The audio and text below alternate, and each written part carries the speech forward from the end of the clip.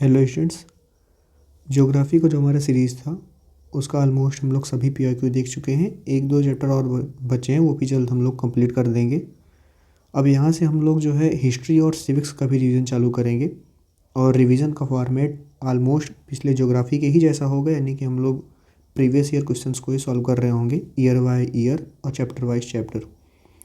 अब इसमें मेरा प्रयास ये रहेगा कि मैं हर एक चैप्टर के लिए एक स्पेसिफिक वीडियो लेके आऊँ, लेकिन कुछ ऐसे चैप्टर्स होते हैं जो कॉम्बिनेशन के साथ चलते हैं। तो हो सकता है एक दो चैप्टर ऐसे हों जो एक साथ आए, एक ही वीडियो में आए, वो आप लोग आगे देखेंगे। तो आज जो चैप्टर हम लोगों ने उठाया है वो हिस्ट्री का पहला चैप्टर है, the first war of independence, that means 1857। अब देखो, एक चीज़ दिमाग में एकदम क्लियर कर लो कि यहाँ पर जैसे मैं आंसर बता रहा हूँ एज इट इज़ आपको लिखने की कोई आवश्यकता नहीं है, ये रिवीजन के लिए। हाँ, अगर आप कुछ पॉइंट्स ऐड ऑन करना चाहें या यहाँ से लेना चाहें, कुछ नया अगर आपको मिलता है तो आप उसको लिख सकते हैं। बाकी आपका आंसर क्वेश्चन के हिसाब से होगा। कई बार क्या होता है कि वही क्वेश्चन 2 मार्क्स में पूछ लेता है, कई बार वही क्वेश्चन 3 मार्क्स में पूछ लेता है। तो आपको उस हिसाब से चीज़ों को लेके चलना है कि अगर 3 मार्क्स के लिए पूछ रहा है तो कितना लिखना है, 2 मार्क्स के लिए पूछ ले कितना लिखना है। तो इसका आपको आइडिया अपने आप लगता हुआ चला जाएगा। आगे देखते हैं। तो पहले क्वेश्चन है, what is meant by doctrine of lapse. तो डॉक्ट्रिन ऑफ लैप्स लाया कौन था? लॉर्ड डलहौजी ने। It was a policy introduced by Lord Dalhousie. याद कैसे करना है? देखो, लॉर्ड डलहौजी का जो पहला लेटर है यहाँ पे डी है, तो वैसे ही डॉक्ट्रिन ऑफ लैप्स का भी पहला लेटर डी है। तो आप ऐसे ही इसको याद कर सकते हो। और ये था कौन? ये थे the governor general of India. इसमें था क्या? इसमें जो रूलर होते थे प्रिंसली स्टेट्स के, यानी कि जो रजवाड़े हुआ करते थे, जहाँ राजा राज किया करते थे, अगर वो मर जाते हैं, अगर राजा मर जाता है बिना किसी अपने खुद की संतान के, विदाउट नेचुरल हायर, बिना खुद के अपनी संतान के, और संतान में होना कौन चाहिए? बेटा। तो उनका जो सारा साम्राज्य है राजा का, वो चला जाएगा ब्रिटिश के हाथों में। बात को समझिए। और अगर कोई राजा चालाक बनना चाहे, उन्होंने कोई एक संतान को अडॉप्ट कर लिया, गोद ले लिया, तो वो मान्य नहीं होगा। यानी कि अगर राजा बिना किसी संतान के मर जाता है तो उनकी सारी संपत्ति, उनका पूरा का पूरा किंगडम किसके हाथ में चला जाएगा? ब्रिटिशर्स के। ठीक है, तो यही है क्वेश्चन। तो लिखेंगे कैसे? The doctrine of lapse was policy introduced by Lord Dalhousie. Okay, फिर आप इसमें ऐड ऑन कर सकते हैं, प्रिंसली स्टेट्स के लिए था, जब भी अगर ऐसे में कोई राजा ख़त्म हो जाता है बिना किसी अपने बेटे के, तो उनका पूरी संपत्ति दान कर दी जाएगी। दान करने का मतलब ब्रिटिश ले लेंगे, और कोई भी अडॉप्टेड सन यानी गोद लिया हुआ बच्चा इसमें माना नहीं जाएगा। ठीक है। अब ऐसे कुछ स्टेट्स थे जो इनके हाथ में चले गए थे, हो सकता है ये एमसीक्यू में ऐसा कुछ बना दें। तो 17 था आपका, झांसी, नागपुर, संबलपुर, उदयपुर। ये कुछ ऐसी जगहें थी जो डॉक्ट्रिन ऑफ लैप्स के जरिए जो है ब्रिटिश सरकार के पास चली गई थी। 2015 का पेपर है। Mention to administrative change that the British government brought about regarding the East India Company's rule. तो ऐसे कोई 2 एडमिनिस्ट्रेटिव चेंज पूछ रहा है जो ब्रिटिश गवर्नमेंट ने लाया था। तो ऐसे एडमिनिस्ट्रेटिव चेंज होता क्या है? इसका मतलब होता है प्रशासनिक सुधार, प्रशासन करने में कुछ ऐसे जो है बदलाव। तो ब्रिटिश गवर्नमेंट जो है ऐसे कोई भी 2 चेंज जो लाए थे, वो था evolution of east India company rule 1858। जब देखो इसका कॉन्टेक्स्ट समझ लो, 1857 में जब रिवॉल्ट हुआ, हालांकि रिवॉल्ट में हम लोग रिवॉल्ट हार चुके थे। तो जब हम लोग रिवॉल्ट हारे तो ब्रिटिश जो गवर्नमेंट थी उसकी चीज़ रियलाइज़ हुआ कि अगर कंपनी, क्योंकि इंडिया में 1857 तक ईस्ट इंडिया कंपनी रूल कर रही थी, यानी कोई देश नहीं शासन कर रहा था, कंपनी रूल कर रही थी। तो ऐसे में उनको रियलाइज़ हुआ कि हम लोग कंपनी का रूल हटा देते हैं और हम लोग डायरेक्ट अब इंडिया पे शासन करेंगे। तो उन्होंने पहला चेंज क्या लेके आए जैसे ही रिवॉल्ट ख़त्म हुआ? तो उसमें था evolution of east India company rule. यानी कि उन्होंने पहले क्या किया कि कंपनी को हटा दिया और सीधा भारत का डायरेक्ट कंट्रोल अपने हाथों में ले लिया। किन्होंने? ब्रिटिश गवर्नमेंट ने या फिर ब्रिटिश क्राउन ने। इससे क्या हुआ कि सारी ताकत ट्रांसफ़र हो गई किसके पास? सारी एडमिनिस्ट्रेटिव पावर, भारत को चलाने की सारी शक्ति ईस्ट इंडिया कंपनी के हाथों से ट्रांसफ़र हो गई ब्रिटिश क्राउन के हाथ में। कई बार एमसीक्यू पूछ सकता है कि कौन सा ऐसा एक्ट था जिससे ईस्ट इंडिया कंपनी की सारी ताकतें ब्रिटिश क्राउन के हाथ में चली गई, तो वो था government of India act of 1858। दूसरा था अपॉइंटमेंट ऑफ वाइसरॉय। अब जो गवर्नर जनरल ऑफ इंडिया का जो पोस्ट था उसको रिप्लेस करके नया नाम दे दिया गया। नाम क्या था? Viceroy of India. ठीक है। और ऐसे में पहले वाइसरॉय जो भारत के बने वो थे लॉर्ड कैनिंग। ये ऐसे दो चेंजेस हैं जो ब्रिटिश गवर्नमेंट में भारत में लेके आई थी ईस्ट इंडिया कंपनी रूल के ख़त्म होने पे। 16 का paper, what impact did the uprising of 1857 have on Mughal rule? यानी कि 1857 का जो रिवॉल्ट वगैरह हुआ उससे मुग़ल शासन पर क्या असर पड़ा? तो ऐसे इम्पैक्ट हमको लिखने हैं। तो पहला ये था कि एंड ऑफ मुग़ल रूल, इससे जो है अगर ऑफिशियली देखें तो मुग़ल्स का जो शासन था वो ख़त्म हो गया था। The British formally ended the Mughal empire after the uprising, यानी कि ख़त्म तो लगभग औरंगजेब की डेथ के साथ ही हो गया था, लेकिन फिर भी लेटर मुग़ल्स बचे हुए थे। लेकिन अगर फॉर्मली देखा जाए, पूरी तरीके से अगर देखा जाए तो मुग़ल सल्तनत जो है इसी के साथ ख़त्म हो गई थी, अपराइजिंग के साथ। The last Mughal emperor was Bahadur Shah Zafar, जिनको कैद कर लिया गया था और इनको कहाँ पर भेज दिया गया था? रंगून, बर्मा में 1858 में। दूसरा क्या हुआ था? Evolution of Mughal titles. Mughals के साथ जो है उनका जो एक टाइटल था, जो मुग़ल का जो टाइटल था, जो रॉयल टाइटल होता है यानी शाही जो नाम दिया जाता है, वो भी उनसे छीन लिया गया था। यहाँ तक कि उनके जो शाही घराने थे वो भी उनसे छीन लिया गया था कि आप महलों में नहीं रहेंगे अब। Causes of great revolt of 1857, यहाँ कारण लिखने हैं। पहले पॉलिटिकल कॉज लिखने हैं कि ऐसे कुछ राजनीतिक कारण जिसकी वजह से ग्रेट रिवॉल्ट ऑफ 1857 हुआ। तो वो था पॉलिटिकल कॉज में होगा डॉक्ट्रिन ऑफ लैप्स, ऊपर हम लोगों ने एक्सप्लेन किया है कि इसमें क्या होता था कि ब्रिटिशर्स जो है अगर किसी भी राजा के अपनी खुद की कोई संतान नहीं है तो उनका पूरा का पूरा राजपाट अपने हाथ में ले लेते थे। तो इससे जो राजा लोग थे नाराज़ हुए, और नाराज़ होंगे तो क्या होगा? रिवॉल्ट होगा, विद्रोह होगा। दूसरा था this respect for Indian kings, the British refuse to recognise the title and authority of Indian rulers such as deposing the nawab of Awadh and ending Mughal rule. अब जो ब्रिटिश वगैरह थे ये भारतीय राजाओं को डिसरिस्पेक्ट कर रहे थे, यानी कि उनके बहुत ज़्यादा एक प्रकार से अवहेलना कर रहे थे वो, जिससे उनको ख़राब लगे। जैसे कि उनके टाइटल्स वगैरह ले लिया करते थे ये लोग कि आप लोग अपने नाम के साथ कोई टाइटल, जैसे नवाब का टाइटल हुआ, ठीक है, राजा का टाइटल हुआ, आप नहीं लगाओगे। तो इससे राजा लोग को क्या होता था? उनको डिसरिस्पेक्ट फील होता था। तीसरा पॉलिटिकल कॉज है एनेक्सेशन ऑफ अवध 1856 में। 1857 में रिवॉल्ट हुआ और 1856 में जो है अवध को कब्जा कर लिया गया। ठीक है, कब्जा कर लिया गया अवध को। तो इससे जो सेंटीमेंट थे अवध के लोगों का, क्योंकि मोस्टली जो रिवोल्ट का जो एक एरिया था, जो दायरा था, वो अवध के क्षेत्र में ज़्यादा था। तो अवध के जो लोग थे वो ब्रिटिश को हेल्प किए और सभी जगहों को जीतने में, लेकिन आखिरी में क्या किए ब्रिटिश लोग? इन्हीं लोगों के ही जगह को जो है कब्जा कर लिए। तो ऐसे में लोगों का जो सेंटीमेंट था वो काफ़ी ज़्यादा जो है ख़राब फील हुआ उनको, उसकी वजह से जो है इन्होंने रिवोल्ट किया। मिलिट्री कॉजेज़, अब कोई भी 3 मिलिट्री कॉजेज़। सो डिस्क्रिमिनेशन अगेंस्ट इंडियन सोल्जर्स। अब जो इंडियन सोल्जर्स थे इनका जो भारतीय लोग जो सेना में थे और जो अंग्रेज़ जो सेना में थे, दोनों के मुकाबले भारतीय सेनाओं को जो है काफ़ी कम पैसा दिया जाता था, सैलरी काफ़ी कम दिया जाता था, उनको अच्छे से जो है ट्रीटेड भी नहीं किया जाता था। तो ये एक गुस्सा का कारण था। दूसरा था लैक ऑफ प्रमोशन। भारतीय जो सैनिक थे वो बहुत अगर प्रयास कर लें तो बहुत ज़्यादा से ज़्यादा वो कुछ ही पोस्ट तक पहुंच पाते, जैसे सूबेदार पोस्ट तक, उसके ऊपर तो वो लोग जा ही नहीं पाते थे।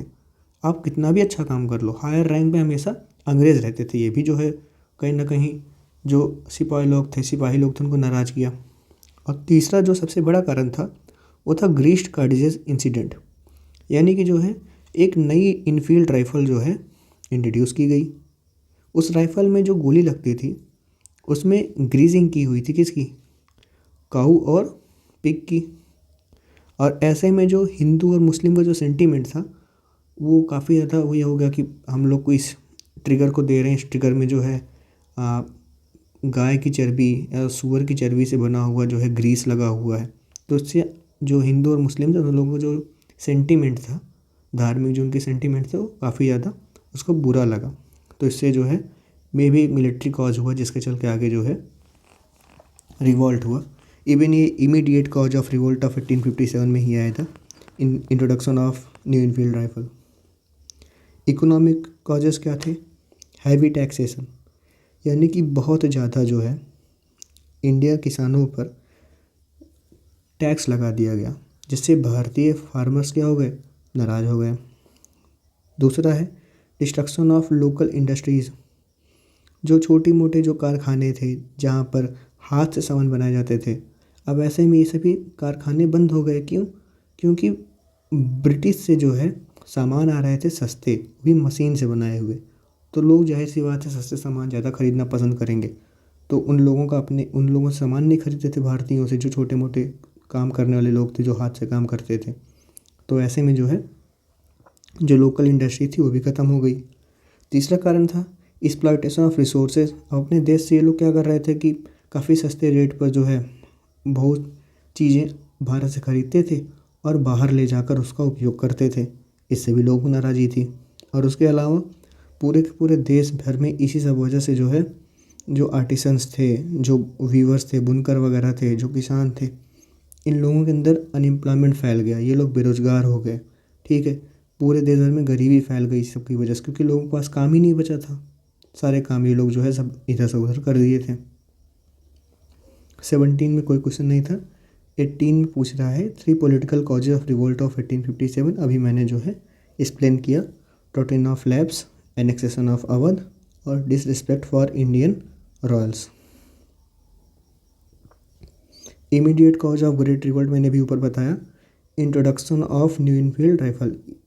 वैसे तो कई सारे पीछे कारण चल रहे थे रिवोल्ट ऑफ 1857 के, अचानक तो हुआ नहीं था, लेकिन जो इमीडिएट जो कारण था वो था नई इनफील्ड राइफलों का जो है इंट्रोडक्शन करना। इसमें क्या हुआ कि लोगों को लगा कि इसमें जो ग्रीसिंग है वो सूअर और गाय की चर्बी से हुआ है। तो इससे जो हिंदू सोल्जर्स थे वो भी ऑफेंड हो गए और जो मुस्लिम सोल्जर्स थे वो भी ऑफेंड हो गए। और इससे जो है कहीं ना कहीं म्यूटनी की शुरुआत हो गई, विद्रोह की शुरुआत हो गई। 4 changes in British administration after the revolt. इस रिवोल्ट के बाद ऐसे कोई 4 बदलाव जो ब्रिटिश एडमिनिस्ट्रेशन में हुए। तो पहले क्वेश्चन यही था, ईस्ट इंडिया कंपनी जो है इसका रूल ख़त्म कर दिया गया। किससे? Government of India act 1858। अब कौन भारत पर रूल करने लगा? British crown. ठीक है। गवर्नर जनरल की पोस्ट जो है हटाकर वाइसरॉय ऑफ इंडिया का पोस्ट बना दिया गया। लॉर्ड कैनिंग पहले बन गया viceroy of India. Policy of non interference in religion, और बोला गया कि हम लोग जो है, ब्रिटिश ने ऐसा बोला कि हम लोग जो है भारतीयों के धार्मिक चीज़ों में हम लोग इंटरफेयर हम लोग नहीं करेंगे। आपको जो भी करना हो, जैसा भी रिलीजन, जैसा भी सोसाइटी आपको फॉर्म करना आप करिए, हम लोग जो है इसमें इंटरफेयर नहीं करेंगे। इसके पहले लोग कर चुके थे, उसकी वजह से रिवॉल्ट ऑफ 1857 हो चुका था। Inclusion of Indians in administration, और इन्होंने बोला कि इवन हम लोग भारतीयों को भी जो है अपने प्रशासन में, एडमिनिस्ट्रेशन में जो है जगह देंगे। जैसे कि जैसे अभी यूपीएससी है तो वहाँ उस समय आईसीएस वगैरह का भी निर्माण हुआ कि इससे जो है भारतीय अगर एग्ज़ाम पास करते हैं तो वो लोग जो है एडमिनिस्ट्रेशन का हिस्सा बन सकते हैं। तो ये 4 एडमिनिस्ट्रेशन चेंजेस हुए थे रिवोल्ट ऑफ 1857 के बाद। 19 में कोई क्वेश्चन नहीं था, 20 में देखते हैं 3 economic causes of revolt of 1857। तो अभी हम लोगों ने ऊपर बताया कि लैंड रेवेन्यू काफ़ी ज़्यादा हैवी था, जिससे किसानों को काफ़ी दिक्कत हुई, वो गरीब हो गए, इवन कई सारे लोग मर गए। डिस्ट्रक्शन ऑफ ट्रेडिशनल इंडस्ट्रीज़, काफ़ी सारी देश की छोटे मोटे कारखाने ख़त्म हो गए क्योंकि लोग उनसे सामान खरीदना छोड़ दिए, क्योंकि लोगों को जो है सस्ते कपड़े पसंद आ रहे थे, सस्ते सामान पसंद आ रहे थे, जो कि बाहर से बने हुए थे ब्रिटिश के द्वारा। और यहाँ के जो रिसोर्सेज थे, यहाँ के कॉटन हो गया, इंडिको हो गया, ये सारी चीज़ें जो है यहाँ सस्ते रेट पर ख़रीद कर या फिर ज़बरदस्ती किसानों से हुआ कर इसको वो लोग विदेश लेके जा रहे थे बेचने के लिए। 3 military causes of revolt of 1857 हम लोगों ने भी ऊपर देखा। डिस्क्रिमिनेशन था, यानी कि सेम सैलरी नहीं मिल रही थी, और हाई रैंक पे नहीं पहुंचने दिए जाते थे, बहुत पोस्टें सूबेदार तक पहुंच जाते थे। और उसके अलावा जो है ग्रीस्ड जो कार्ट्रिजेज जो गोलियां थी उसमें ग्रीसिंग किए हुए थे। 3 political causes of revolt of 1857 हम लोग अभी इसको भी ऊपर देखे। डॉक्ट्रिन ऑफ लैप्स था, एनेक्सेशन ऑफ अवध है, डिसरिस्पेक्ट टुवर्ड इंडियन रॉयल्स था, लॉस ऑफ सवर्निटी था। ठीक है, क्योंकि बहुत सारे ऐसे इंडियन रूलर्स थे जिन्होंने अपनी ऑटोनॉमी, अपनी पूरी पावर जो है खो दिए थे वो लोग, तो उनके अंदर भी जो है गुस्सा था। तो आगे चलकर वो लोग भी रिवोल्ट में जो है हिस्सा लिए, वो लोग भी विद्रोह में जो है हिस्सा लिए कि आपकी वजह से हमारा पूरा राजपाट सब चला गया है। 22 का पेपर है। अब ये पैसेज है, पैसेज आप लोग पढ़ सकते हैं। अब इसमें क्वेश्चन ये है कि identify the immediate cause of above revolt. तो हम सभी लोगों को मालूम है the incident of greased cartridges. Which policy of expansion led to the annexation of Awadh, तो वो था प्रेटेक्स ऑफ एलिज्ड मिसरूल, ऐसे ही अवध को जो है कब्जा किया गया था। Which of these is social religious cause of revolt, तो टैक्सिंग रिलीजियस प्लेस, यानी कि मंदिरों मस्जिदों में भी जो है टैक्स लगा दिए थे। The British show total disregard toward the soldiers in the contest which of the following statement is not true. देखो ध्यान देना, इन नॉट ट्रू वाले ये थोड़ा सा कन्फ्यूजिंग होते हैं। तो they were giving the same salaries as the British soldier, नहीं, ये बिल्कुल गलत है। दोनों लोग की सैलरियों में जो है अंतर था, अंग्रेज़ों को ज़्यादा सैलरी मिलती थी, भारतीयों को कम सैलरी मिलती थी। 23 का आपका पेपर है। 3 policy is used by the British political power, तो डॉक्ट्रिन ऑफ लैप्स एक्सप्लेन कर दिया है मैंने। सब्सिडरी अलायंस ये क्या होता है, इसको इंट्रोड्यूस किया था लॉर्ड वेल्सली ने।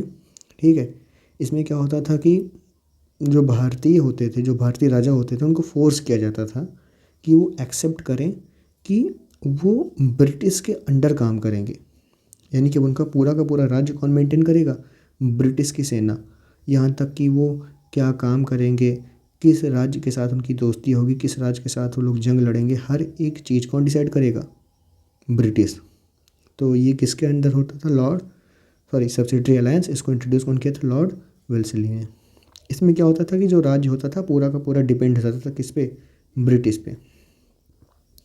और तीसरा था एनेक्सेशन ऑफ वार। ठीक है, पॉलिटिकल कॉज पूछे तो ये नहीं लिखना है, जब पूछे कि ऐसे तरीके जिससे उन्होंने अपना पावर को बढ़ाया देश में, तभी लिखना है। और था एनेक्सेशन ऑफ यार, यानी कि जो है डायरेक्ट वो लोग क्या कर देते थे, वार कर देते थे, जिससे जो है लोगों का संपत्ति, किंगडम वो लोग हथिया लिया करते थे। तो 3 तरीके थे जिसकी वजह से, जिसकी मदद से उन्होंने जो है देश पर कई हिस्सों में कब्जा किया, अपना साम्राज्य बढ़ाया। मिलिट्री कॉज हम लोगों ने अभी ऊपर बात किया, ग्रीस्ड कार्ट्रिजेज था और पैसा कम देते थे। उसके अलावा जो बर्ताव था उनका वो भी ख़राब था भारतीय सैनिकों के साथ, और जो वर्किंग कंडीशन थी, जो काम करने का जो तरीका था वो काफ़ी ज़्यादा अनफेवरेबल था।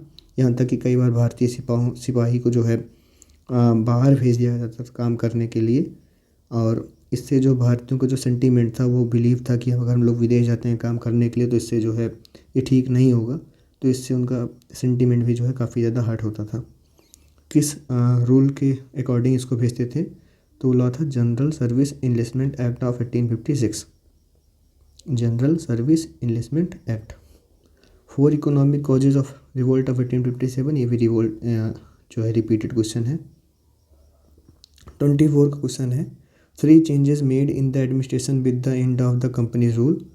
तो इसमें वही है कि रूल अब होने लगा ब्रिटिश क्राउन के ज़रिए, और वाइसरॉय का अपॉइंटमेंट हो गया गवर्नर जनरल की पोस्ट को हटाकर, पहले वाइसरॉय बने देश के लॉर्ड कैनिंग। और इंडियन सिविल सर्विसेज का भी निर्माण हुआ कि जो है भारतीय जो है ICS का एग्ज़ाम दे सकेंगे और वो भी जो है देश के एडमिनिस्ट्रेशन में हिस्सा बन पाएंगे। 3 policies promise to Indian in Queen's Victoria proclamation.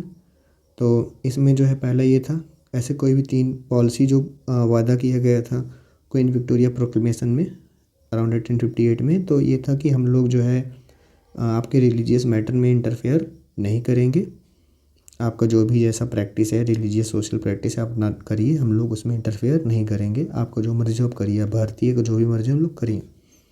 Protection of Indian rulers and privileges, यानी कि अब जो भी लोग के पास अभी अपना राजपाट है और वो अंग्रेज़ों के हिस्से में नहीं आया है, तो हम लोग उनको कोई छेड़खानी नहीं करेंगे, उनको अपना राजपाट जैसे वो चलाना चाहें चलाएँ, यही लोग बनते हैं आगे चल के princely states.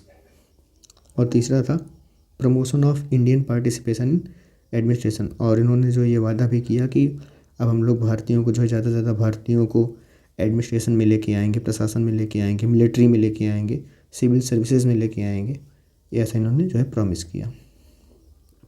4 changes made in the army after the revolt, तो इसमें ऐसे कोई 4 बदलाव जो हुए, तो इससे क्या हुआ कि increase in the number of British soldiers. अब अंग्रेज़ों का ये विश्वास हो गया कि भारतीय अगर ज़्यादा संख्या में सेना में रहेंगे तो हो सकता है भविष्य में ये लोग दोबारा से रिवोल्ट कर सकते हैं। तो ऐसे में इन लोगों का जो नंबर था ब्रिटिश सोल्जर्स का, इसको बढ़ाया गया ताकि ब्रिटिश लोग ज़्यादा लॉयल थे, ज़्यादा जो है ये लोग वफ़ादार थे अपने ही लोगों के, अपने ब्रिटिश भाइयों के। तो ब्रिटिश की संख्या ज़्यादा बढ़ाई गई और भारतीयों की संख्या कम कर दी गई। दूसरा चेंज क्या किया गया कि restructuring of the army, the army was reorganise to reduce the risk of mutiny by insuring that sipahi from the same region और caste were not placed together, यानी कि जो है आर्मी का चयन, आर्मी का जो कहाँ उनको डिप्लॉय करना है, उनको कहाँ रखना है, सारी चीज़ें जो है बड़े ही हिसाब से करा गया। जैसे कि सेम जाति का आदमी, सेम धर्म का आदमी, सेम जगह से आने वाला आदमी एक ही जगह ना रहे। इससे क्या होगा कि उसमें दोस्ती ज़्यादा हो जाएगी और फिर हो सकता है वो लोग फिर से विद्रोह का कारण बन सकते हैं। उसके अलावा जो है ज़्यादा से ज़्यादा सिख और गुरखा लोगों को जो है भर्ती में सेना में लाया जाने लगा, क्योंकि उनको लगता था कि ये लोग ज़्यादा लॉयल हैं किसके, ब्रिटिश के।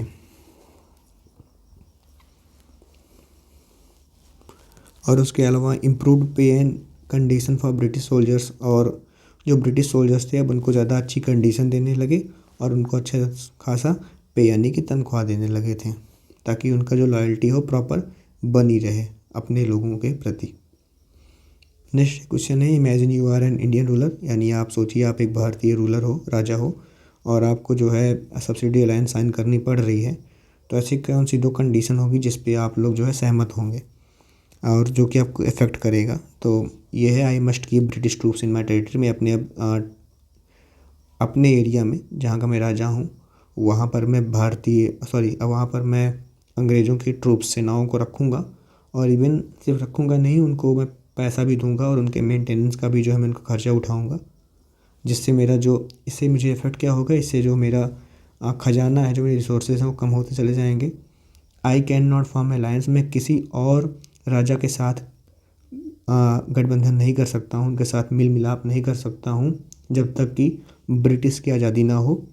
ओके, और इससे क्या होगा, इससे क्या इफ़ेक्ट होगा कि मेरा जो आज़ादी है वो कम हो जाएगा। तो ये था आपका रिवॉल्ट ऑफ 1857 या फर्स्ट वार ऑफ इंडिपेंडेंस 1857 का PYQ पिछले 10 साल का। आप लोग को एक्सप्लेनेशन के साथ साथ बीच में वीडियो के आंसर्स भी देख लेने, एक बार पढ़ लेने, ताकि आप जब लिखने लगो तो आपको एक बेहतर वर्ड मिल सके इंग्लिश में। ओके।